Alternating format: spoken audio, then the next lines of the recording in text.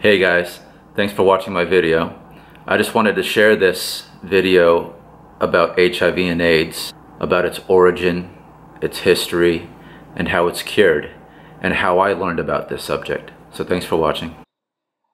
I came to the attention of HIV and AIDS really from Tommy Morrison, who was a famous boxer in the 80s and 90s, and I had come across a New York Times article about his comeback and how he claimed that he had a false positive.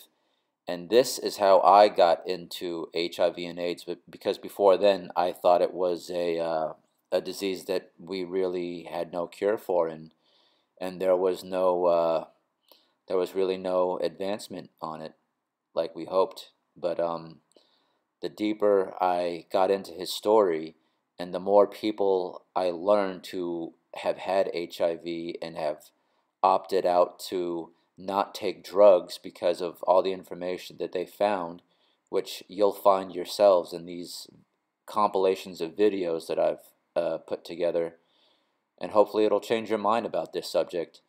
Well, boxer Tommy Morrison spoke publicly today for the first time since testing positive for the HIV virus. The 27-year-old heavyweight says he's not sure how he contracted the deadly disease, but blamed his promiscuous lifestyle. To all my young fans out there, I'd ask that you no longer see me as a role model, but see me as an individual that had the opportunity to be a role model and blew it. Blew it with irresponsible, irrational, immature decisions. A decision that one day could cost me my life. Morrison says a second test confirmed the initial diagnosis. He also says he spent 3 days talking with Magic Johnson about what the future holds. It was a very dark time. You know, I had a hard time believing something like that could happen to me. Everything changed for Tommy Morrison on February 10th, 1996. Just hours before he was to fight on national television, the heavyweight boxer learned he had tested positive for HIV. The bout was canceled, a multi-million-dollar contract to fight Mike Tyson disappeared, and his world was turned upside down. That caused my life to spiral out of control in a big way. Some of my best friends that I grew up with wouldn't even wave at me going through town. Gym I worked at in, I went, after I had to retire, I went in there to work out, and this guy come up and it's like, man, you're gonna have to, you're costing me money, is what he said. I'm like, what are you talking about? He's like, half these people don't want to work out here because, they see you working out and sweating on the machine, It was a long fall for a man who was one of the most popular fighters in boxing. He's going to be dangerous no matter who he fights, where he fights him. In addition to starring alongside Sylvester Stallone in Rocky V, Morrison had displayed his devastating punches in a series of crowd-pleasing bouts. Morrison, bang! Oh, a good right hand by Morrison! Including his 1993 unanimous decision win over George Foreman for the WBO title. A right hand from Tommy Morrison! So, with his boxing career over at age 27, Morrison struggled. He pled guilty to DUI charges, spent 14 months in prison on drugs and weapon charges. But in the last few years, he has turned the corner, primarily because Morrison now believes he never had HIV. The more research I did, the more I found out that what I was being told was a bunch of bull. What I do know is, all the things that they told me was going to happen to me never happened. Am I Superman? No, I don't think so. I used to think I was Superman back when I was 21, but, I just think that there was a misdiagnosis. Our next speaker is Maggiore, author of the book, What If Everything You Thought You Knew About AIDS Was Wrong? I read the book. It is excellent because not only does she thoroughly analyze the subject, she writes it on a level that the average person can read it and understand what the heck is going on. So without further ado, Maggiore.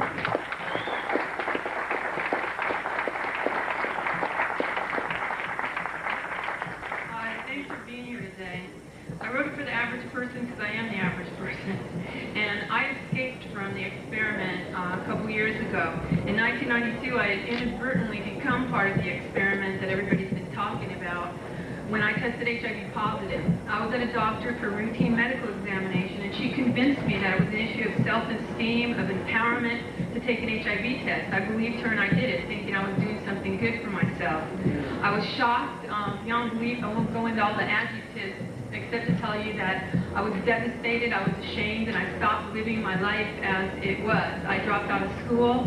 I gave up all hope of ever being healthy, ever having a future, ever having things that I dreamed of and wanted, and decided that my life was going to be about dying, and it became about a search for a decent doctor to take me into death.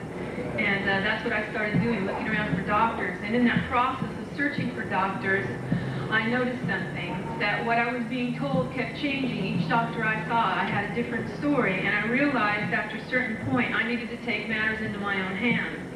This became especially clear to me after I tested at different laboratories, because doctors kept telling me, you're so healthy, we can't believe that you're really HIV positive. We'd like you to test again. So I did. And each time I tested, my test result came back different.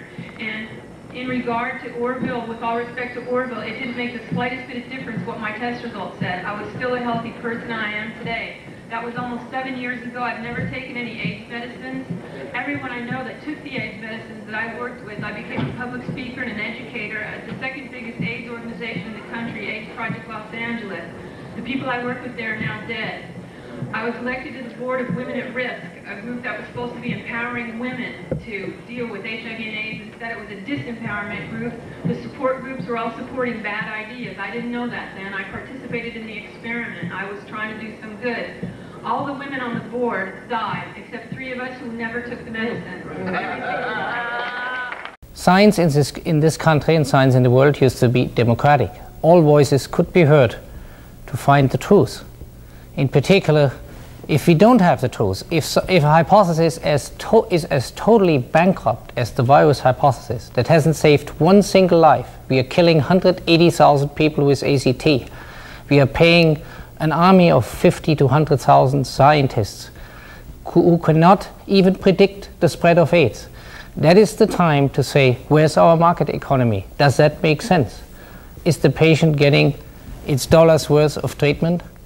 The answer is clearly no. There is no hypothesis in biology that has been so unproductive, so unable to predict anything as the virus AIDS hypothesis. It is time to stand up and say, to call for alternatives. But it's difficult to do in our country because medical science is now a totalitarian field. It is entirely regulated. The money is entirely distributed from one institution, that's the National Institute of Health. And they have made up their minds before even one paper had been published on the subject in 1984, as we discussed half an hour ago, when Reagan was to be re-elected, and Gallo and Margaret Heckler announced the cause of AIDS had been found before one single study had been published. The papers that had subsequently been published by Gallo were since all shown to be fraudulent. California microbiologist Dr.Kary B Mullis was awarded the Nobel Prize in 1993 for his development of one of the most widely used current techniques in molecular biology today, the PCR, or polymerase chain reaction. This revolutionary technique allows scientists to take a sample containing a very minute amount of DNA and replicate that DNA sequence until there are many copies. One of the first applications of PCR was to analyze human tissue for the presence of HIV. PCR is commonly used in medical and biological research labs for the detection of virus culture in infectious persons. The people that are AIDS researchers now are getting neurotic if you ask them any questions. There was a time when I first started asking questions, all I wanted was, where are the papers? Just tell me the papers that you read that convinced you that HIV was the cause of AIDS, because I need to reference those papers in some of the, I was working on a test for HIV with PCR, and I needed to write a little report to the NIH and say, here's the progress we've made. And the first line of it was, HIV is the probable cause of AIDS. And I thought that was true. This is before I got involved. And I said, what's the reference for that quote? And I looked for it for about 2 or 3 years, and I never could find it. And by the end of 2 years, I'd ask everybody at every meeting that I'd gone to that talked about AIDS, I'd ask, I'd look through every computer database. There is no reference. There is nobody who should get credit for that statement. And that's a pretty weird situation in science, where getting credit for a discovery is the most important thing in your life as a scientist. It's silly to hear people saying, you don't believe that HIV causes AIDS? You don't believe that? I mean, it's just a word, but it's a very, very important distinction. I think that that's why it has become a very emotional kind of thing, because people actually they get personally committed to what really is a body of evidence that can be analyzed, you know, by lots of people. And at this point, there's so much of it out there, nobody can really analyze it, all of it. But nobody can write a review of it that says HIV causes AIDS because of this. You know, if a postdoc were to write a review of their literature that showed without much doubt that HIV was the cause of AIDS, that guy would be famous. Now there's 100,000 guys out there who had the opportunity. Just 10 years has passed. We've been waiting for this star postdoctoral fella to distinguish himself forever and get a lifelong grant from Tony Fauci, but he hasn't shown up. No one has bothered to write a definitive review. Any journal would take it. That right there proves that HIV does not cause AIDS. Just because Bob Gallo gets up, takes his sunglasses off and says, "Gentlemen, we discovered the cause of AIDS." That's all we have. New York Times article, CDC report, that's all we have. That's not enough. That's not enough to you know, that is not sufficient to like publish even a meager little scientific paper somewhere. That isn't enough for scientists to believe some inconsequential fact about some star 50 light years away. You know, that's certainly not enough to treat at the cost of billions of dollars a year and at the cost of a lot of lives and anguish and just destroyed, you know, lives have just been totally ruined by this thing on the basis of some flimsy little statement made by a guy who's known to be a crook in lots of other ways. He lied about a whole lot of other stuff. Why are we trust him there? If he was a witness in a courtroom, we wouldn't trust his testimony. We've caught him in too many lies. So you don't trust him anymore. Scientists are supposed to have some evidence that leads them tentatively to some conclusion or to some action. They're supposed to be able to show that to other scientists, any interested person, in fact, who's willing to understand what it is that was used as evidence, should be able to say, yeah, I agree with that. That makes sense, using rules of inference that we've used since Aristotle. What they look for is surrogate markers now. Have you heard that term battered about?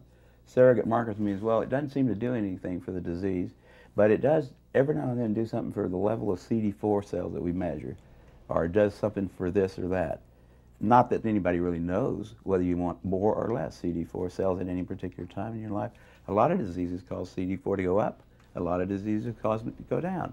Nobody's even sure if a CD4 cell is always a CD4 cell. It's a marker on the cell at the time that they do this little counting procedure, which is to stick a fluorescent tag on there and say the ones that light up have CD4 on the outside. And we don't really know what those cells do. The immune system is incredibly complicated. And the immunologists' brains are not nearly complicated enough to deal with it.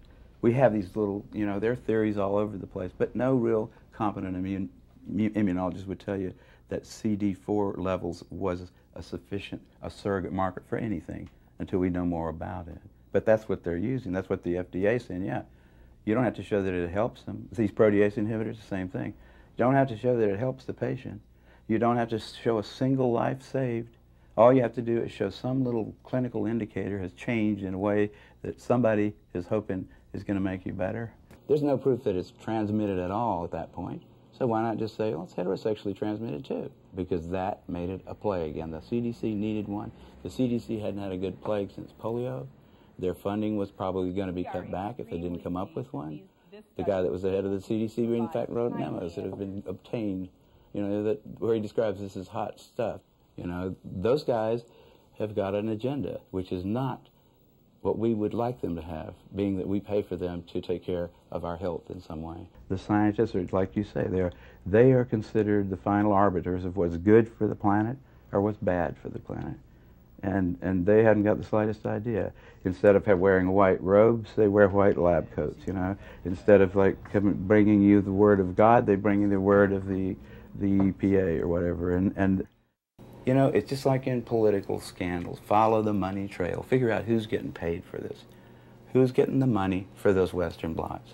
There's your person who's going to always come down on the side of, yeah, you got a confirmatory Western blots, they call it. They don't even do them in England anymore. No, but not since 1992. It's totally, and ask a doctor how it works. The doctor who prescribes, it says, got to have a Western blot to confirm this ELISA positive thing. How does that work, doctor? Sir, what are they now measuring about me that's different from what they measured with the ELISA test? He wouldn't know. He's not got any idea. I'll bet you there's scarcely 50 physicians in this country that know what a Western blot really is. They know when to order it, and they know they get a kickback on it probably. AZT is an antiretroviral drug that became the first drug approved for the treatment of AIDS and HIV infection in 1987. It was originally intended to treat cancer, but it failed to show efficacy and had unacceptably high side effect profiles. However, the unavailability at that time for alternatives to treat AIDS affected the risk-benefit ratio greatly. The antiviral drugs are chemotherapies.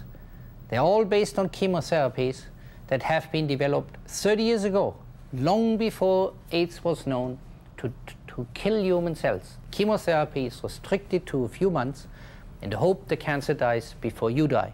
If you started taking any other chemotherapeutic agent for the rest of your life, it would be that agent probably that killed you. You know, when you give chemotherapy to somebody with cancer, you give them a round of it for maybe 14 days or a few days. Hopefully you're not going to kill the patient, you're going to kill the cancer. The patient's going to survive. But you don't keep giving it to him until he dies, because he certainly will. So let me go on. Ultimately, in the book Emerging Viruses, I deliver some hard, cold, stunning documentation. The forefront of science, you can study just far more than my works to come to the realization that what I'm telling you is true in historic fact. And what they did to create these types of viruses that are going around now is called hybridization.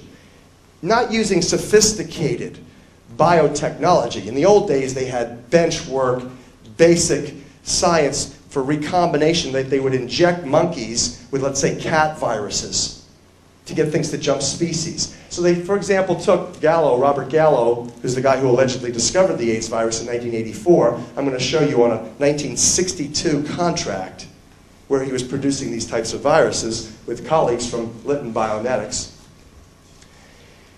He took simian virus 40, the 40th monkey virus ever discovered that was known to cause cancer in virtually every animal it was injected into, recombined it with cat leukemia, caused a laundry list of symptoms virtually identical to what AIDS patients suffer from. Chicken leukemia sarcoma virus caused wasting, immunosuppression, and death. Sounds familiar, doesn't it? And then to get what they called a mutant hybrid, which is right in front of the chicken's bill right there, chicken's face, that's a mutant hybrid of the recombinant of the two. To get it to jump species into humans, they cultured it in human white blood cells in some studies and human fetal tissue cells in culture in other studies. So that's essentially the crude laboratory work that they were doing way back in the 60s, 1960s and early 70s. And of course, who were these people that Gallo worked with to do this work? Was none other than Bionetics research labs. Here you see them 6th on the list of major Army biological weapons contracting firms. This is directly from the United States Congressional Record. So basically, it was the 1974 experimental hepatitis B vaccine given to gay men in New York City and blacks in Central Africa that, according to all the epidemiological evidence, the science, including the DNA sequencing of the full viral genome. You've heard reports that there were viruses where a long time ago, centuries ago, AIDS virus evolved. Well, portions of it did, but the full gene sequence you find that came out in the mid-70s, and that it all relates to this particular vaccine produced by the Merck pharmaceutical company, whose man, Dr. Maurice Hilleman, we have actually on the tape called Horowitz on Vaccines, telling you that he brought the AIDS virus into North America in contaminated monkeys destined for vaccine research and development at the Merck Pharmaceutical Company. Meanwhile, the Merck Pharmaceutical Company you can trust about as much as you can trust the Rockefeller family. They were the ones who received the lion's share of the Nazi war chest at the end of World War II.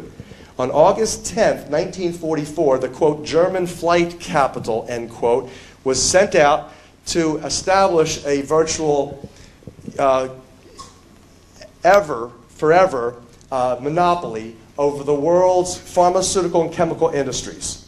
And that 750 corporations received that to secure that monopoly. The lion's share went to the Merck Pharmaceutical Company, and their president at that time was George W. Merck, whose at the time was when the Nazi windfall profits came in, was none other than America's biological weapons industry director, personally appointed by President Roosevelt and Secretary of War Stimson. So the heart of the African AIDS belt, right there where you see those stars and the square, was where they were testing these vaccines. This is northwest Uganda region of Central Africa, and of course also in New York City you see a square that relates to the same fact that they were using gay men there in 1974 and 75 to produce what now amounts to global genocide. In front of you is why the book Emerging Viruses, AIDS, and Ebola became a bestseller. If you can sharpen that, Brian, can you do me a favor, just tweak that focus a little bit? This is what you're looking at that made people wake up who have eyes to see and ears to hear. Right there, perfect. You're looking at the United States government contract under which numerous AIDS-like and Ebola-like viruses were bioengineered by the Army's 6 top biological weapons contracting lab, Bionetics. You see, the title of the investigation was called Investigations of Viral Carcinogenesis in Primates. That's cancer production through viral infections in monkeys and humans. And there you see the name Dr. Robert Gallo as the project officer for the National Cancer Institute. And you see that the date that the contract was initiated was February 12, 1962. 62. Recently, Dan Burton's Congressional Investigating Committee, this is about 7 months ago or so, Beth Clay, who was the administrative officer overseeing the hearings, called me and said, Dr. Horowitz, you know, word is out that you have some stunning information that the Congressional Committee needs to see regarding vaccines, vaccine contaminations, and AIDS. I said, yes, Beth, that is the truth. I'll be happy to send it to you. So I overnighted to her about $50, $60 worth of materials, including the book, which contains all the contracts, with an explanatory letter. Well, about 3 or 4 weeks later, I got a call from Beth. Dr. Horowitz, we're inviting you to come to the hearings where they were going to discuss vaccinations, military contractors, and biological weapons. And I said, Beth, that's wonderful. I said, are they going to ask me to testify? Oh, no, Dr. Horowitz, we just are inviting you as a courtesy to come and be in the gallery. I said, Beth, thank you, but no thanks. I don't want to come there and get sick. So you want me to testify? It's another story. I'll pay my way. I'll be there tomorrow.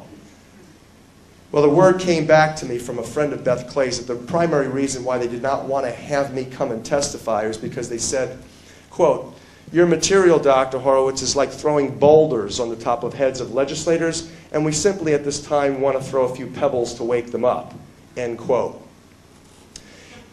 As far as I'm concerned, that would be fine and glorious if it weren't for the fact that there are millions and millions of people who are dying right now. And that because of that attitude, those people's blood are on these legislators' hands. Let them be judged for this.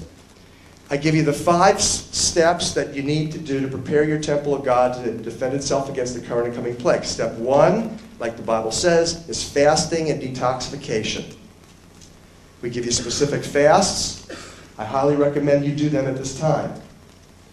Step 2 is deacidification, changing your body's chemistry, making it more alkaline. The Rockefellers and friends want you to live the lifestyle that causes your body chemistry to turn acidic. Caffeine, nicotine, sugar, stress, alcohol, pharmaceuticals, and red meats all cause your body to become acidified, and it is in the acidified state that the bacteria, viruses, fungus, molds, yeast, and cancer cells grow. They cannot grow well, if at all, if you simply change your body's chemistry by following virtually the Levitical diet. Story, Michael. Well, that's right, Harold. He's an immigrant from Honduras who never went to school, college, or medical school. Yet the man known as Dr.Sebi claims to have found the cure for several life-threatening diseases, including AIDS. Too good to be true? Well, you be the judge. The lump in Myrtle Rick's left breast is gone. I haven't had any symptoms or problems, anything. Sabrina Peterson's son no longer disabled by sickle cell anemia. He has a lot of energy. I have to make him rest. Disease is cured by this man. His name is Dr.Sebi, but you won't find a medical degree hanging from his wall. Instead, a certificate of healing.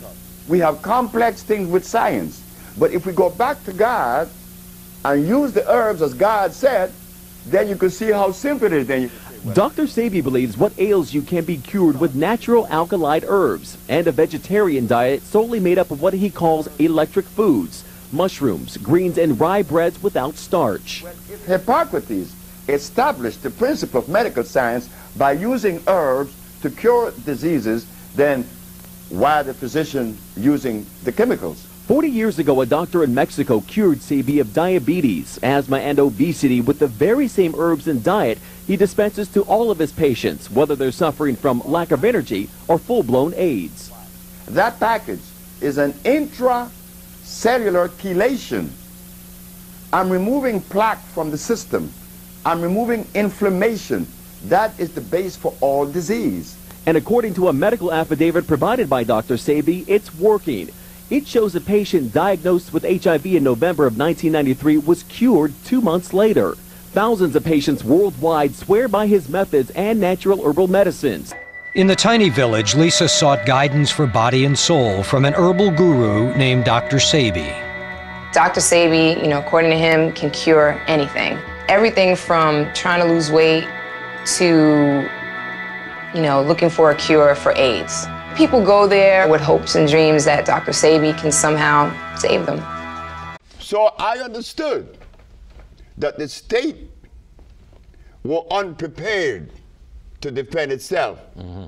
They were unprepared because in the past there was 2,781 cases that came before the Supreme Court and lost. Yeah. I won. Yeah.